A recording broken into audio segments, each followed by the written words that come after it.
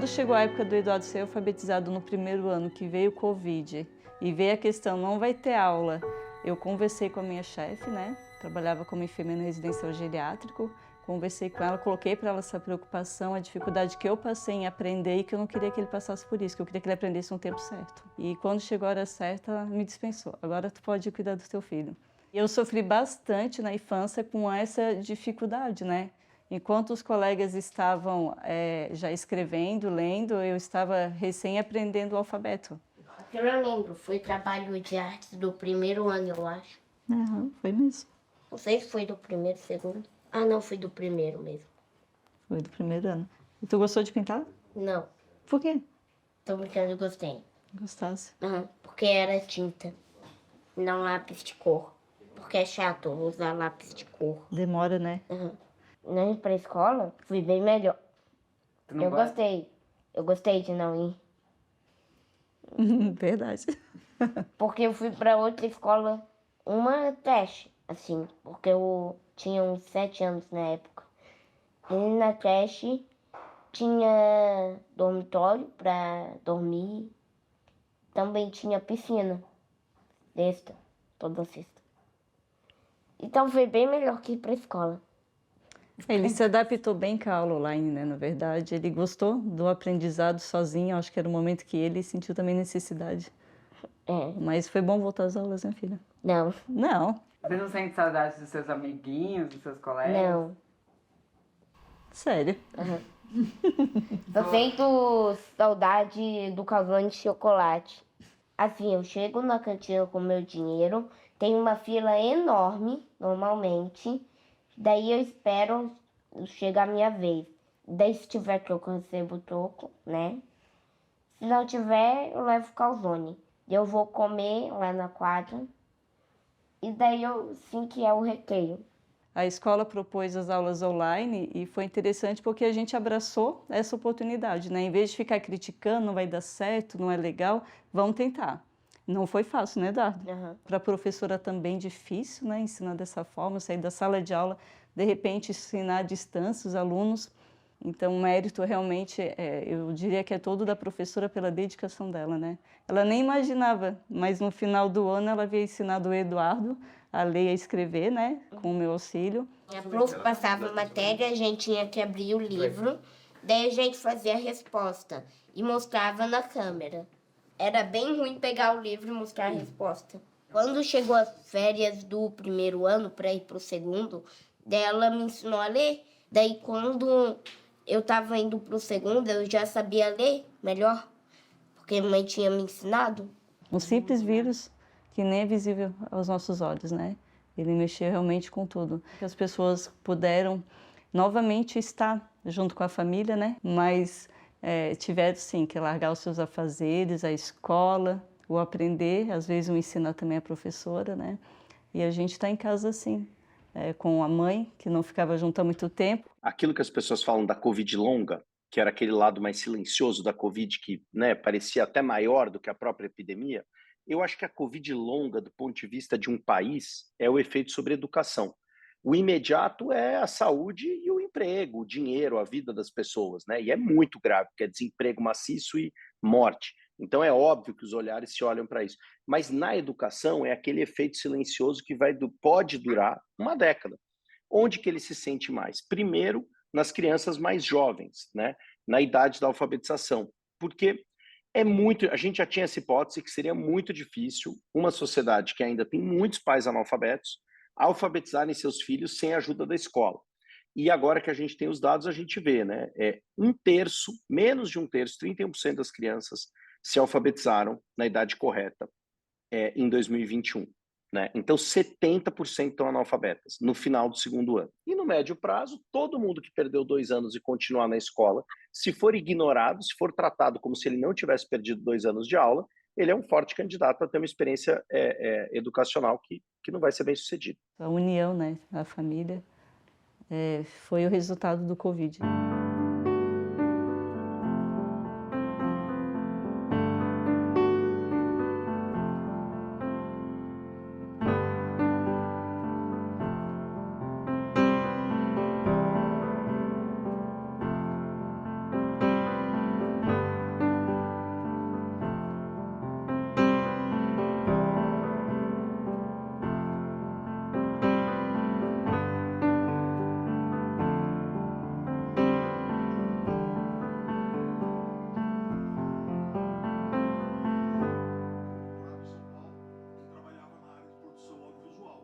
os professores se encontraram numa posição que eles nunca haviam estado antes, né?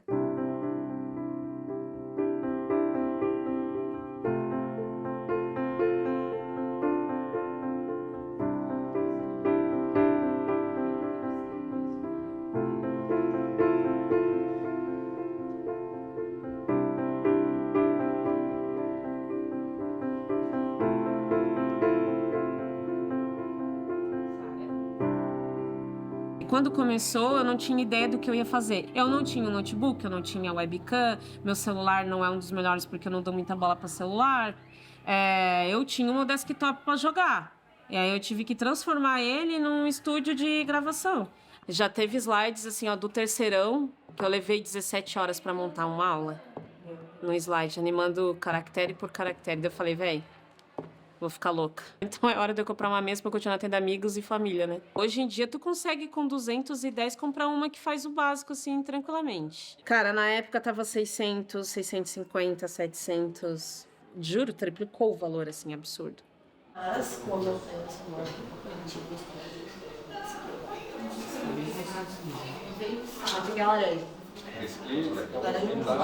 Você aproveita para falar com deixa rolar. O salário do professor continuou o mesmo durante todo o período da pandemia. Os professores utilizavam os seus recursos pessoais, tanto de computador, quanto de internet, quanto de espaço em casa. Algumas escolas exigiam também que você desse uma aula num espaço adequado, né? Alguns professores tinham que dar aula da cozinha. Tinha algumas amigas minhas que tinham que dar aula na frente da geladeira, porque era o único lugar que tinham em casa para fazer a aula.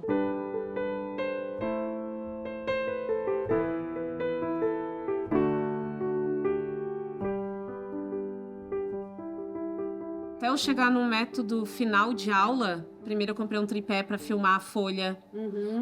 Aí era um desastre, né? Porque daí eu ia fazendo assim, ó. Quando eu via na metade da gravação, tava só a minha cabeça, assim, tipo, socorro. Horas da mesma aula gravada. Porque ou eu caí, ou a minha água esparramou, ou algum vizinho bateu na porta. O cachorro começou a latir. Aí depois eu mudei de ideia e falei, quer saber? Deixa o cachorro latir. Eu comecei a falar no meio da gravação, ó, meu vizinho tá batendo, eu vou lá ver. Eu gastei pra caramba e eu gastei do meu dinheiro.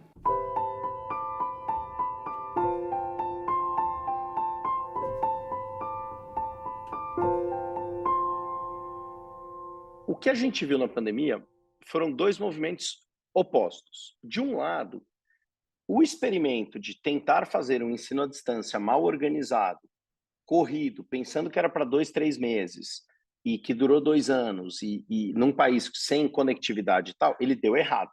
Né? A gente vê isso porque as crianças regrediram quase 10 anos. De outro lado, a gente perguntou quantos por cento dos professores não se sentiam preparados para reincorporar a tecnologia na sua aula quando voltassem à escola presencial. Só 3% disseram que não se sentiam preparados. Antes da pandemia, quando a gente media isso, era 50%, 60% que falavam não me sinto preparado. E a mesma coisa as famílias e os alunos. Todo mundo teve que aprender. Eu acho que tem muita coisa que a tecnologia pode ajudar dentro da escola e tem algumas coisas que o híbrido pode ajudar a democratizar o acesso a conhecimentos que hoje não chegam a todas as escolas, especialmente aquelas mais vulneráveis. Eu não acredito que tem um case aí para acabar com a escola ou nunca mais ninguém vai... Não, porque a gente viu a falta de socialização, a falta do adulto na sala, a falta da convivência com as outras crianças, né? Então, acho que isso fortaleceu a escola física, mas a gente não precisa jogar fora as possibilidades que a tecnologia nos oferece.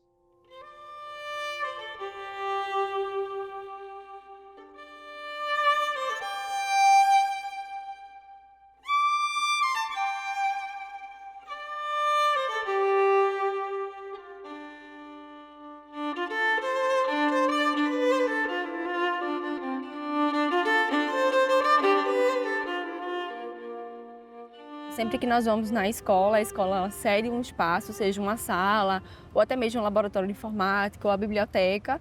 Nós ficamos nessa sala, todos da equipe com as crianças. Somos cientistas de camisa laranja, diferente de outros que utilizam bata, jaleco, enfim. E aqui é uma visão geral de um pouquinho de cada avaliação que a gente faz. Então, enquanto um está fazendo um questionário, o outro está fazendo composição corporal, o outro está fazendo consumo alimentar, o outro está avaliando a pressão arterial.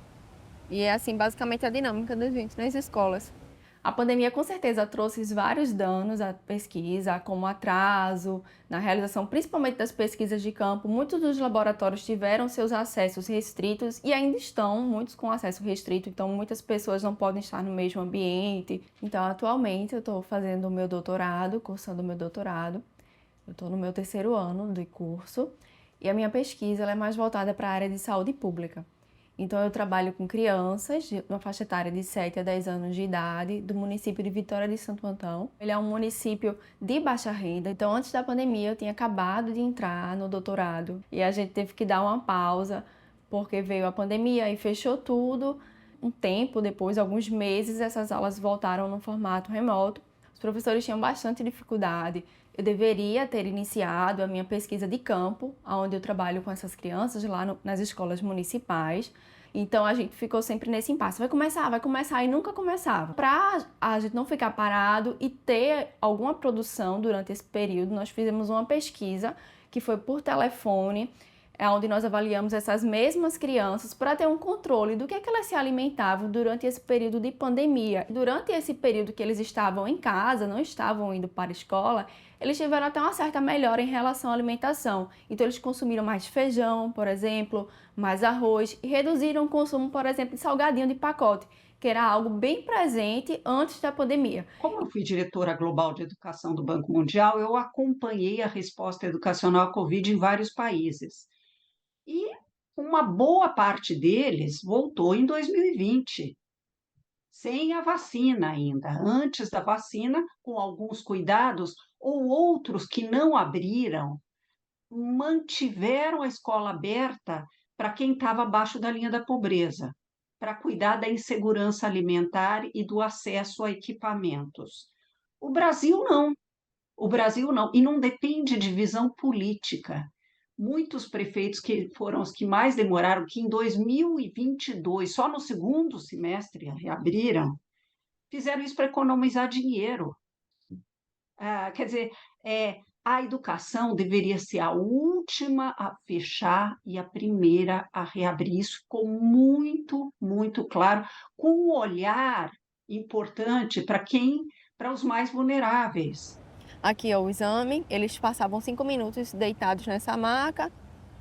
Além da gordura, ele dá outros resultados, né, como densidade mineral óssea, mas a gente só utilizava realmente o percentual de gordura. Mas por outro lado, a gente também escuta o relato dos pais que informaram que durante esse período teve muita questão de desemprego e isso refletiu diretamente na dificuldade de comprar alimentos. Relatavam que tinham que reduzir a quantidade de alimentos das refeições para que essa alimentação durasse mais tempo.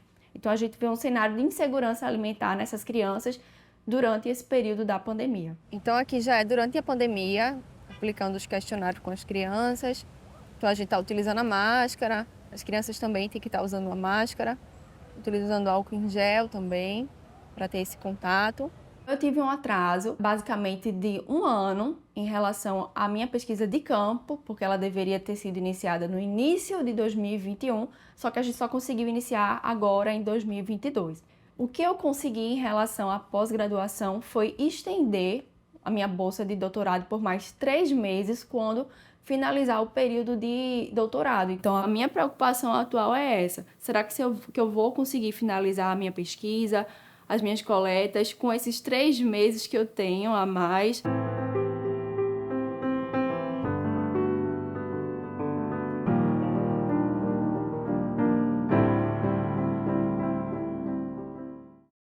Todo mundo conhece ele por Shiva, né? O menino da cobra, o menino da cobra. Kevin, ele na pandemia teve um retardo, né, educacional, digamos assim. Eu acho que não só ele, mas várias crianças, por esse fato. Então ele retrocedeu um pouco, né, e agora ele está tentando chegar lá, aprendendo a ler novamente, né, a escrever melhor. Então a gente mudou ele de colégio, está tendo essa evolução, né? Essa volta. E Kevin, como que foi para você estudar em casa, ficar em casa durante a pandemia? Você estudou no computador, como que foi? Pode falar olhando para mim. Foi um pouquinho bom, mas eu queria ir para a escola, porque eu estudo, faço tarefa, hoje está tendo prova e daqui a pouco vai ter as férias e eu queria que não tivesse as férias, porque eu gosto da escola. Ela é grande, tem uma escada, eu sou do 3º ano, e lá tem um parque, tem um pátio para brincar. E as tias? As tias são muito legais. E aí a questão da escola, quem fica mais em casa é Kelvin, né? Então Kelvin que participa ativamente na questão da educação escolar de Kelvin. Por ele ter estudado em escola pública, né, hoje, graças a Deus, na escola particular, não que a pública seja ruim, né, mas a particular está dando um suporte melhor a ele. Ele teve essa dificuldade na pandemia, teve poucas aulas remotas, né, no online. Ele ficou meio que, se não fosse eu e ele, educacionalmente falando, ele ficou um pouquinho jogado, né? Mas aí a gente estava buscando conseguir pegar o que perdeu, né, pai?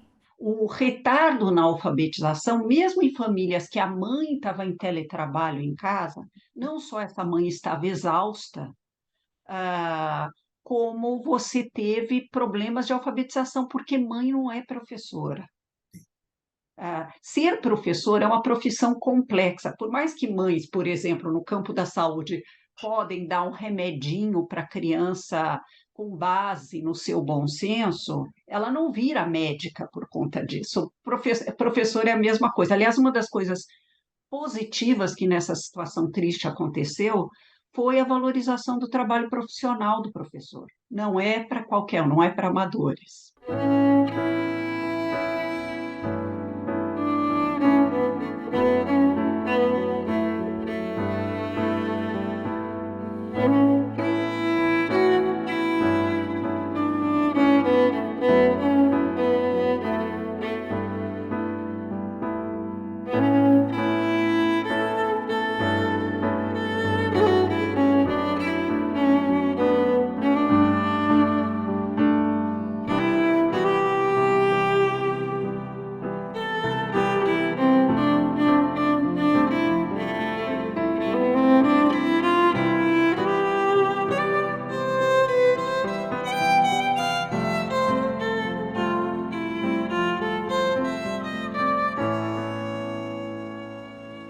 Esse trabalho aqui é um intertexto, né, uma releitura dos contos de fadas que eu fiz com alunos de 6º ano. Então tem histórias incríveis, eles foram colocando finais distintos dos clássicos, né? Tem esse daqui, Cinderela, em Um Novo Começo, em que a Cinderela é uma mulher emancipada, que vai à luta, que trabalha. Tem um outro que a Bela Adormecida fica muito aborrecida e quando ela acorda ela dá um tapa na cara do príncipe porque a beijou enquanto ela dormia. Esse período de pandemia criou assim, uma lacuna não só de conteúdo, como até o hábito mesmo. As crianças esqueceram como estuda, entendeu? Inclusive, o comportamento não é mais o mesmo. Ainda que a Secretaria de Educação do Estado do município digam que ofereceram ferramentas, essas ferramentas muitas vezes são ineficazes, porque os alunos não têm acesso à internet, não têm um computador, é um celular para a família inteira. Então, as crianças não tiveram a mesma qualidade de aula. No caso de alguns alunos, não foi a questão do isolamento, né?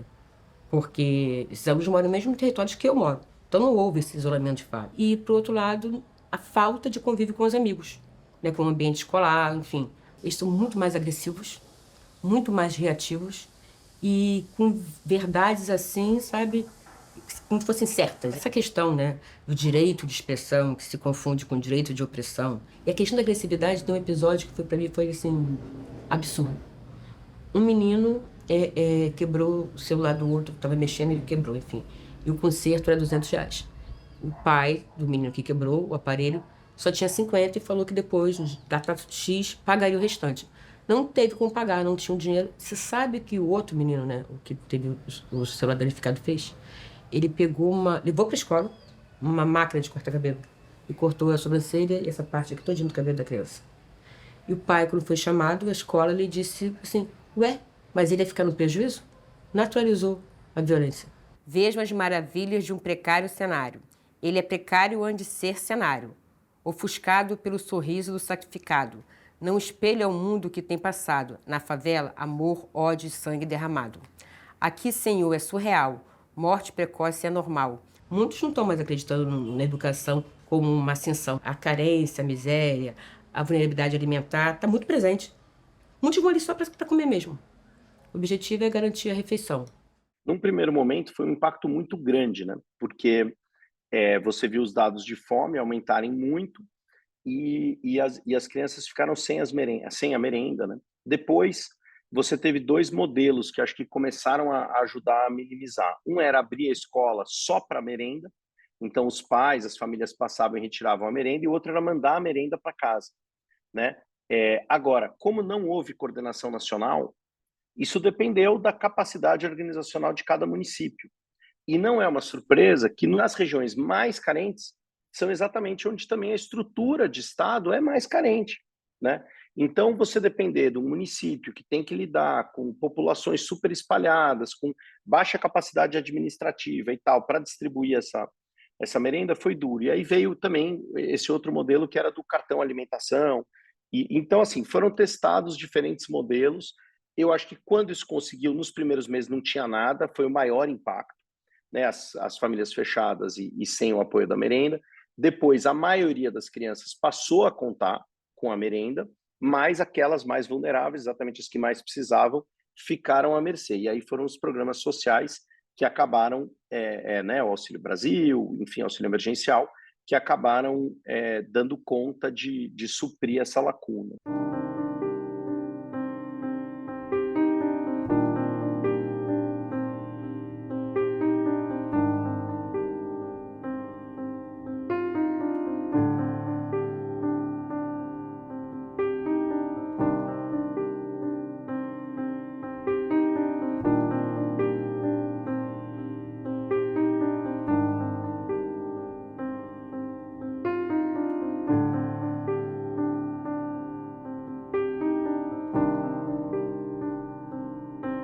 Acho que a pandemia, ela traz esse ensino à distância, acho que isso vai ser irreversível. Acho que num primeiro momento, houve uma euforia muito grande da minha parte com a questão do ensino à distância.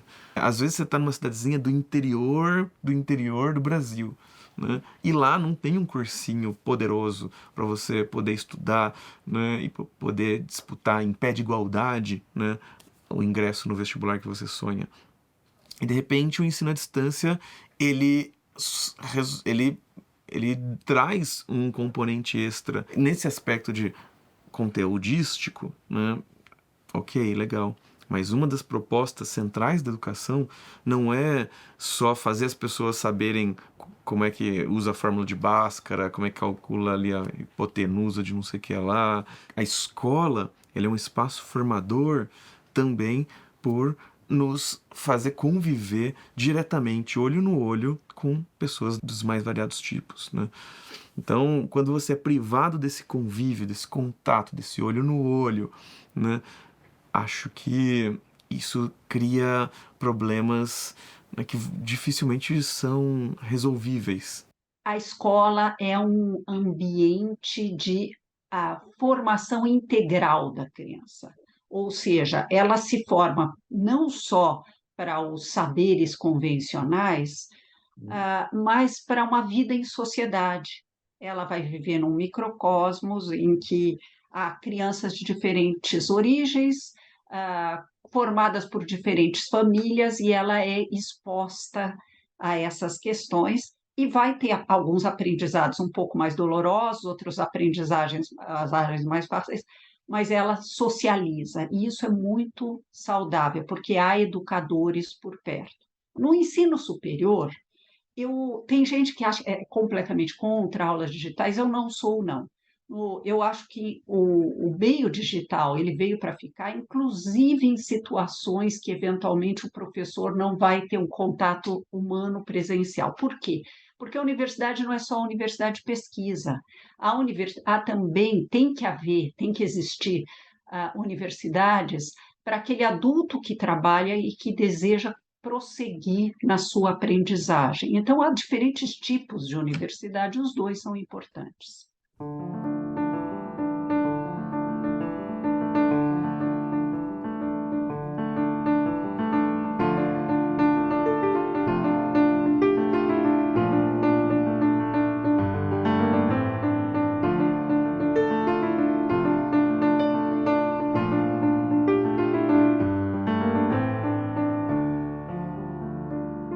para a comunidade surda, a questão do ensino em casa, online, não foi favorável. Assim, para o meu filho foi bem difícil. Vitor Hugo estuda numa escola bilíngue para surdos desde do primeiro, né, ano do ensino fundamental, agora já está no 9º ano. A pessoa surda que utiliza a Libras como primeira língua, ela precisa de um contato, né, visual. E a tela ali do computador, ela não surte o mesmo efeito. O Vitor tinha aulas pelos sistemas, esse de aplicativo, muita perda, né, porque sinalizava, travava ali o aplicativo e ele não conseguia entender o que era pedido. Ele tinha que ver várias vezes para tentar entender o que era pedido. Esses sistemas que testaram de aplicativo travam muito e na Libras, se tu perder um sinal, já tira todo o contexto. Foram 2 anos bem complicados, que nós priorizamos a nossa saúde, né, e colocamos em segundo plano a questão da educação. Eu acredito que foi uma decisão assertiva do governo, né, federal, em relação do MEC, em relação a aprovarem as crianças mesmo com essa defasagem. Essa defasagem de ensino precisa ser reposta de alguma forma, seja com outras atividades, porque lá na frente, por exemplo, o meu filho agora está no 9º ano, quando ele ingressar no ensino médio, alguma coisa vai faltar.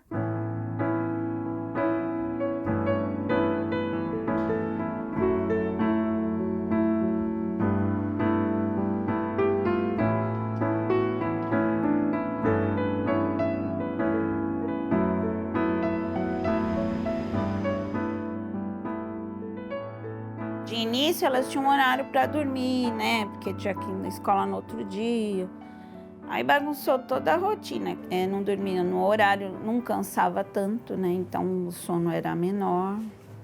Elas engordaram também, comia mais, né? Durante a pandemia, né? Eu assinei, aumentei as assinaturas. Passei também, às vezes até alugava filmes, né? E aumentou bastante, assim, televisão, elas ficavam muito tempo ou na TV ou celular. Também isso também ajudou a prejudicar na escola, porque você acaba liberando muita coisa, né? Aí eles abusam também um pouco. Hoje, né, eu tenho uma professora particular que acompanha na parte no fim da tarde ela vem, né? Ela faz aula com a mais velha e com a do meio também, porque a do meio, assim, ela aprendeu até que ler rápido, né? No 2º ano ela já estava lendo, só que a letra cursiva estava muito ruim. Aí eu optei por pôr a professora particular para acompanhar as 2 maiores, né? E a menor, como ela pegou a pandemia no infantil, então não influenciou muito, né? O 1º ano ela já fez na escola, então ela já desenvolveu diferente. Tanto que a menor já tá lendo, entendeu? E a do meio foi ler metade do 2º ano. Então teve um atraso, né? Você percebe a diferença.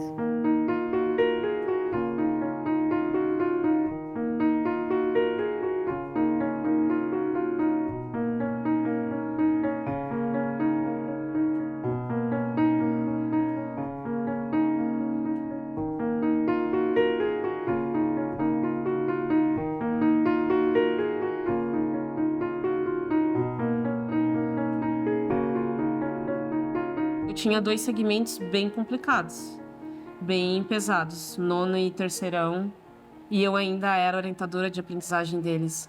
É o último ano do fundamental, então o conteúdo é um apanhado geral de todos os 4 anos, e o 3º é um ano de vestibular. Mesmo com a pandemia, era ano de vestibular, né? Ninguém sabia que ia ser cancelado. A matemática, ela tem aquela questão de ser meio que bola de neve. Tu não consegue fazer uma questão, vamos pegar do 9º ano de Pitágoras ali, se ela não souber o que era a potência do 7º, se ela não souber o que é um elevar ao quadrado. Da matéria de Clarkson? Foi só isso? Então tá tranquilo, pode ir na fé que se tu sabe fazer Pitágoras, tu sabe fazer. Ele não vai cobrar isso daí porque essa parte é minha responsabilidade. Ele não deve ter passado, ele deve ter colocado no material porque faz parte do conteúdo. Tem várias situações em que eu preparo uma aula e eu chego e não consigo dar. Eu tenho que cortar o planejamento, guardar o livro e falar, ok, vamos voltar lá para o 7º ano e parará. Então, a minha disciplina, ela tá patinando. Eu não consigo pegar um cronograma e ir. Houve um impacto que também é menos falado dos jovens que passaram do 9º ano para o ensino médio sem ter desenvolvido alguns aprendizados, como um raciocínio matemático mais acurado, como a leitura de textos um pouco mais complexos e tudo mais. E tem jovens que entraram na universidade sem o preparo necessário para a vida universitária ou sequer prestaram o Enem. Nós vamos ter uma inclusão muito menor na universidade. Mas os jovens são muito mais atentos à realidade do que a gente imagina. Eles sabem o que foi a Covid. Eles podem não ter os detalhes técnicos, se a escola não trabalhou, os pais não tinham condições de trabalhar, mas eles viram, eles observaram o que aconteceu com seus pais.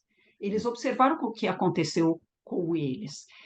E acertou a escola, que colocou como um tema de trabalho na volta às aulas a própria Covid, né? Vai ser muito importante a percepção desses jovens para explicar para a geração seguinte a deles o que foi o que nós vivemos. Os educandos, durante a pandemia, eles desenvolveram hábitos que não eram comuns na escola, né? Eles se acostumaram rapidamente a fazer uma aula na cama, a fazer uma aula de pijama, a fazer uma aula comendo, a fazer uma aula e assistindo TV. Então, hoje, quando a gente pede, por exemplo, eles escreverem algo no caderno, copiarem algo do quadro, eles são resistentes. Eles querem bater foto, ou eles querem que tu poste na plataforma.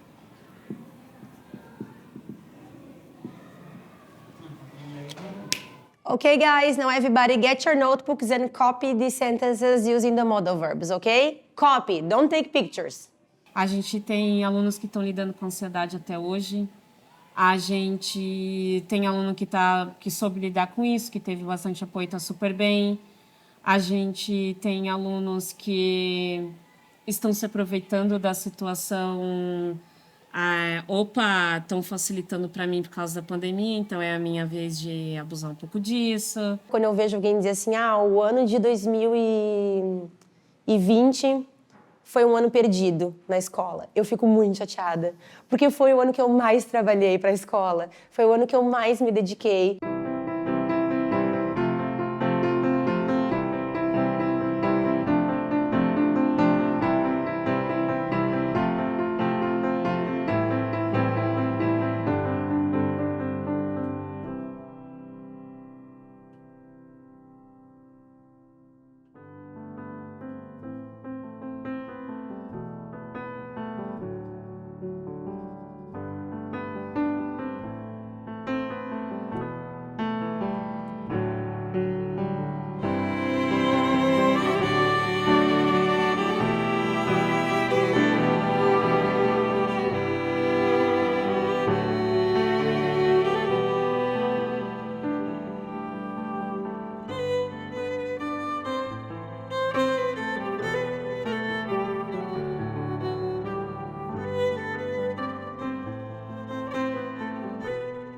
O Gabriel, ele estava com 4 aninhos, ele ainda não estava na escolinha.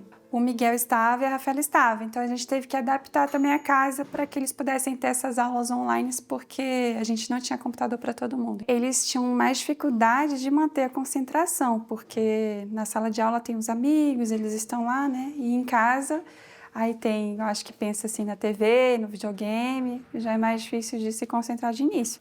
Eu fico brincando com meu irmão. E a gente brinca de guerra de travesseiro, jogamos videogame Boomerang Full.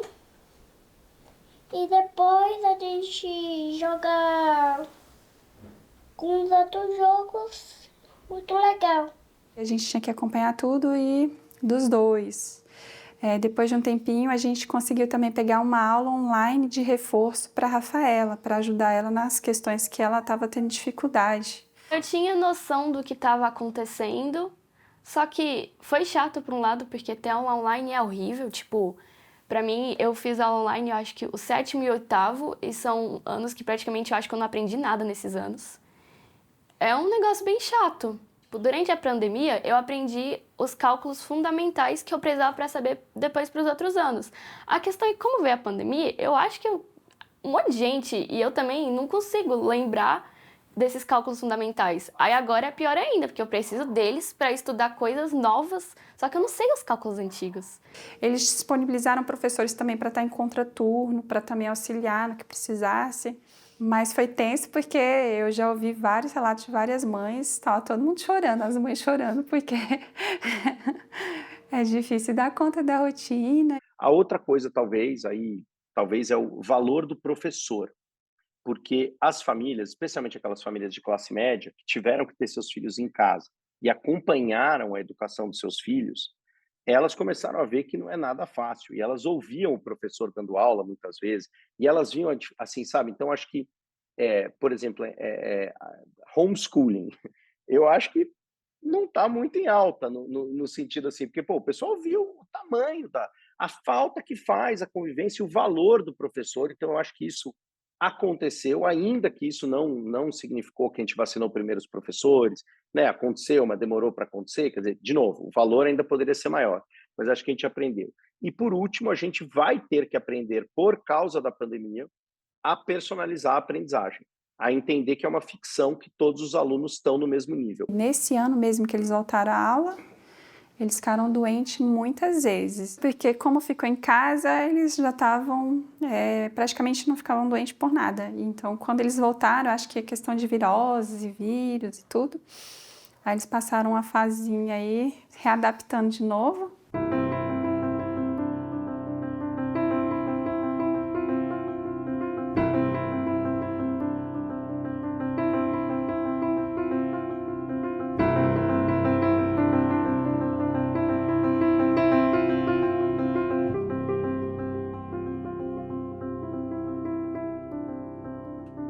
Eu acho que é muito nítido a diferença que já se desenha agora, porque a escola privada teve como investir em recursos, em tecnologia, ainda que sobrecarregando o trabalho do profissional. A escola pública, não. O aluno da escola pública que já estava no prejuízo agora ficou mais ainda. Mas também teve uma outra coisa. Por conta da crise econômica, vários alunos de escola privada foram migrados para a escola pública. Então, também a gente tem um perfil de aluno que a gente não tinha antes. A galera se esforçou, cumpriu várias lacunas que o Estado não deu conta, e continuamos não sendo valorizados. Uma parte do Brasil, apenas mais uma parte desse Brasil. O céu aqui não é de anil. As linhas douradas, o ouro traçado, o disparo de um fuzil. As aulas do meu filho, que estuda em escola privada, as aulas eram online. Logicamente, não era a mesma coisa. Ele começou a ficar, ele era um aluno aplicado, começou a ficar bem estimulado. Teve uma vez que eu cheguei em casa e a criatura estava deitada na cama assistindo aula de educação física. Então ele acreditava que o fato de estar olhando para ele já era o suficiente. Embora seja educadora, embora cobre isso das famílias, eu não dava conta de acompanhá-lo como devia. Eu acreditava assim, eu estava ensinando a ter responsabilidade, você que dê conta. Os traçantes brilham no céu como a aquarela. O sangue escuro pelas escadas, como um rio Amazonas. As enchentes não são belas. Os fogos rasgam a esperança de um final feliz para a nossa novela.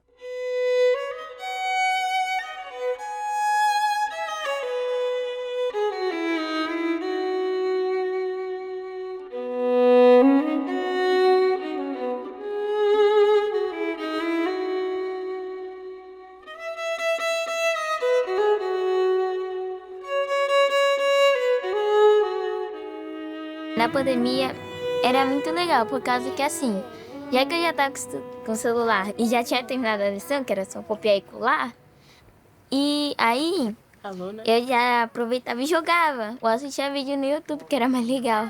Eu acho que eu tava no primeiro ano, eu acho. Eu tava... Nem eu me lembro, acho que eu tava no 8º quando começou a pandemia, agora eu já tô no primeiro do ensino médio. Eu tava no 5º, finalzinho. Ai, foi muito difícil, horrível. A gente ficou bem perdido porque, como eles não sabiam o que eles iam passar pra gente, a gente não sabia o que a gente ia estudar. Não sabia como estavam nossas notas, não sabia como eram as reuniões de pais. Então, nossa, não tinha interação com nossos amigos da escola, nem com nossos professores, e a gente acabou perdendo muito o contexto das aulas. A gente não tinha internet em casa. E isso a minha mãe teve que dar um jeito de habilitar aqui, porque a gente não tinha nem... A única internet era ir lá, fazer a recarga na farmácia e pronto. E acabava muito rápido. Então minha mãe teve que dar um jeito de estralar o chicote, conseguir um Wi-Fi e conseguir pagar. Aí teve um celularzinho que a minha mãe conseguiu comprar um pequenininho desse tamanho para eles conseguirem estudar. Eu comecei a estudar no celular do meu padrasto e ela deles quebrou e ela conseguiu ter a privacidade dela. Mas no final voltou, continuou sendo a mesma coisa. Ela teve que dividir o celular de novo. Aí foi uma das maiores dificuldades. Foi complicado, eu acho que para mim e para eles também. Muito complicado.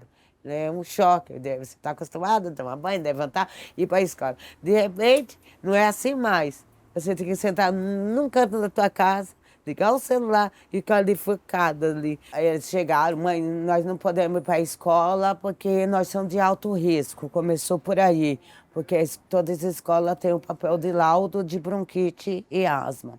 Então a escola já tinha dito que nós era de alto risco, não era para ter ir, né? Aí depois que veio a escola de Gama dizer que ia ter aula através do celular, né? Eu não tinha nem noção que ia ter aula online, né? Nem sabia o que era a aula online. Eu mesmo não podia nem sentar com eles e explicar nada, porque era tanta novidade aparecendo que eu ficava com a mão atada, né? E eles mesmo, um com o outro, começou a ajudar. Muitas vezes os meninos faziam lição, mas dava lá no sistema que eles não tinham feito, né? Aí eu falei para os meninos, tira print, né? Para mim poder mostrar na escola que vocês estão estudando, que vocês fizeram a lição. E o problema está lá no sistema deles. Sorte minha que eu vi uma criança passando com os materiais e eu terminei passando na secretaria e terminei pegando os materiais também da Estefânia, né?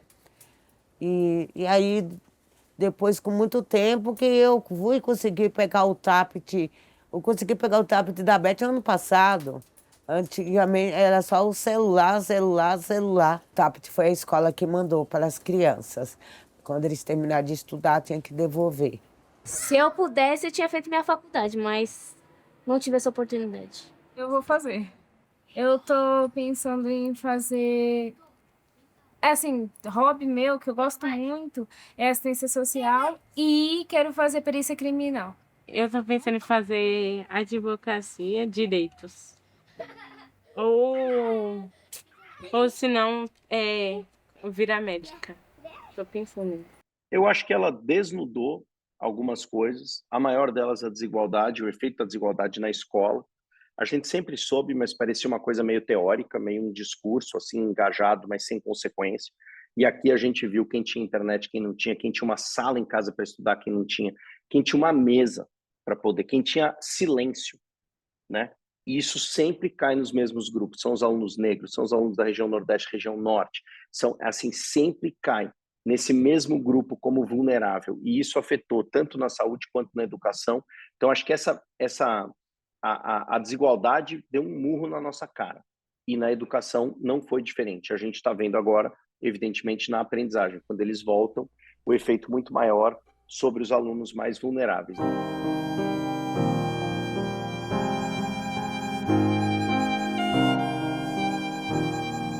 Bom, daqui de cima, a gente tem uma boa ideia do que é o Porto Digital, todo esse bairro histórico. Aqui não tinha ninguém. No último mês da pandemia, foram 59 mil bilhetes de Zona Azul. No mês de abril de 2020, foram 1.900. Quase nenhum, né? A questão da melhoria da educação a partir da tecnologia, ela tem caminhado a passos muito lentos no Brasil, no mundo também. Eu sou professor de finanças, né, das empresas. Tem pelo menos 2.000 universidades e faculdades que dão exatamente o mesmo curso que eu dou.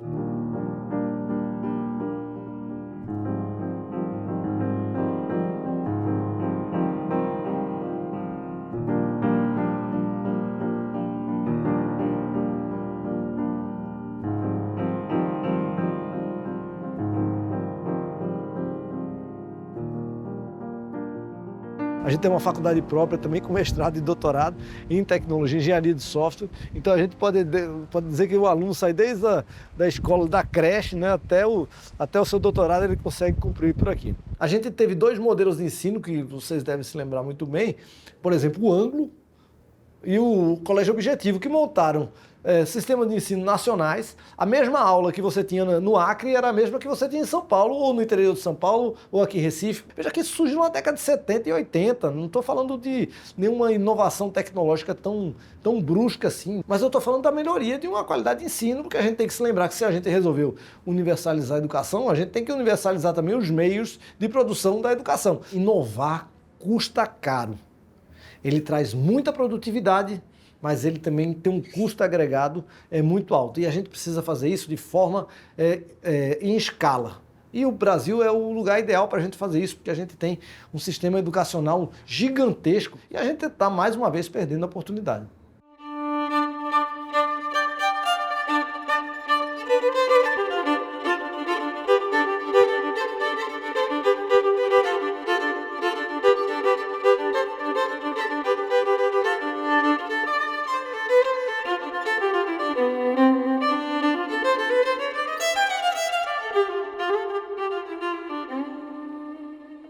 A pandemia nos apresentou esse ensino à distância de uma forma tão sedutora, como a resolução dos nossos grandes conflitos, né? E agora a gente vai precisar perceber a insuficiência disso enquanto um método definitivo, né, para a educação. E aí, como eu dou aula à distância, então eu dou aula para essa geração que vai se acostumando que a aula é assim. Às vezes você lavando louça com fone de ouvido, ouvindo, então você fazendo 1000 outras coisas, né? Na academia, tô ali malhando, mas isso acaba sendo também uma forma de fazer precariamente todas essas coisas, né? Vai ter uma instituição de ensino superior, né? É mais barato, talvez, fazer os professores darem aula das suas casas do que a gente ter um prédio gigantesco, cuidar desse prédio, manutenção, biblioteca, né? Fazer os alunos virem para cá, ter bandejão. Então, a gente vai ter que lidar também com gestores que vão querer tomar decisões em função do que fica mais em conta e não do que é mais produtivo para a formação de pessoas, de uma formação de uma nova sociedade.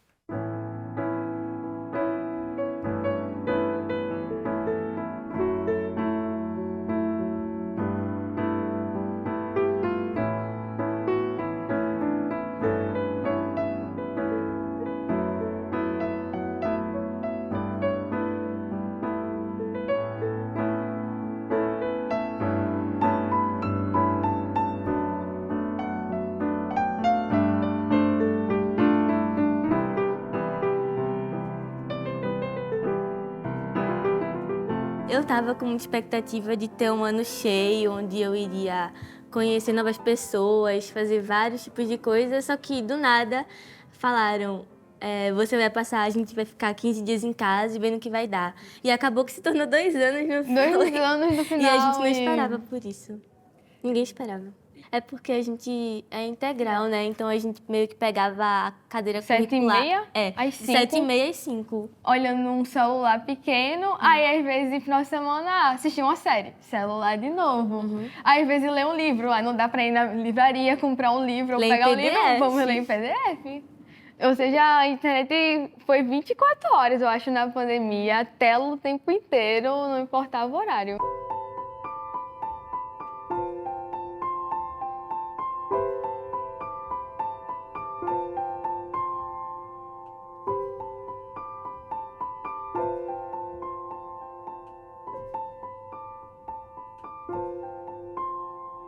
Eu tenho um Instagram de desenho que eu fiz durante a pandemia e eu fiz esse desenho, que é de South Park.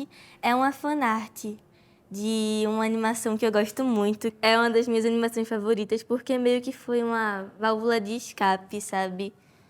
Meio que eu precisava, às vezes, relaxar da pressão que às vezes a escola dá, sabe? Então meio que me ajudou a sorrir porque essa animação ela tem muita comédia.